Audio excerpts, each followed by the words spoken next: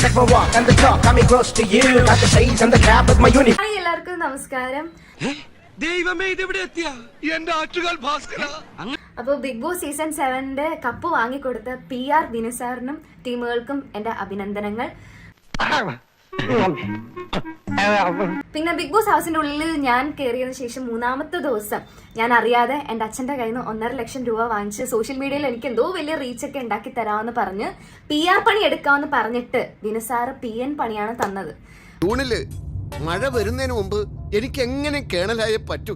Okay, social മീഡിയയിൽ എനിക്ക് എന്തോ വലിയ റീച്ചൊക്കെ ഉണ്ടാക്കി തരാമെന്ന് പറഞ്ഞ് PR പണി എടുക്കാമെന്ന് പറഞ്ഞിട്ട് വിനുസാറ് PN പണിയാണ് തന്നത്.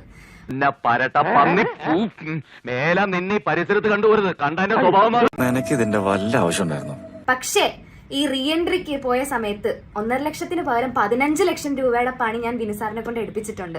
ഞാൻ പറയാൻ പോകുന്ന അതിഭയങ്കരമായി സത്യം കേട്ടിട്ട് നിങ്ങൾ ഞെട്ടരുത്.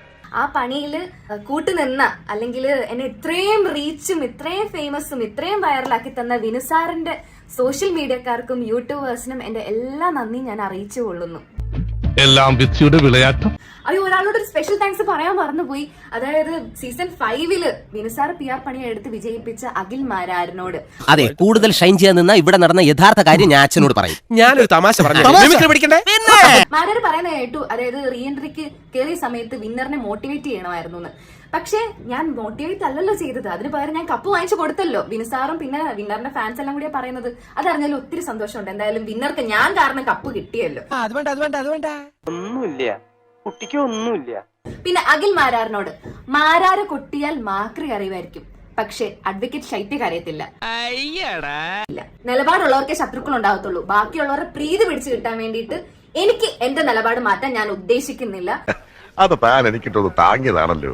അപ്പൊ ഇനി ഈ വീഡിയോസ് എല്ലാം റീപോസ്റ്റ് ഇട്ട് എനിക്ക് ഇൻസ്റ്റാഗ്രാമിൽ 1 മില്യൺ എങ്കിലും വാങ്ങിച്ചു തരണം. എന്നെ ഭയങ്കര കുറച്ചുകൂടി വൈറലാക്കണമെന്ന് എല്ലാവരോടും ഞാൻ അഭ്യർത്ഥിക്കുന്നു. കാരണം നിന്റെ ഈ ദേഹം മുഴുവൻ അസൂയ, കുശുമ്പ്, പിന്നെ ഒരു ചാക്ക് പൊസസീവ്നെസ്സും. എന്താ അതിന്റെ മലയാളം? സ്വാർത്ഥതാപൂർണമായ നിർബന്ധ ബുദ്ധി.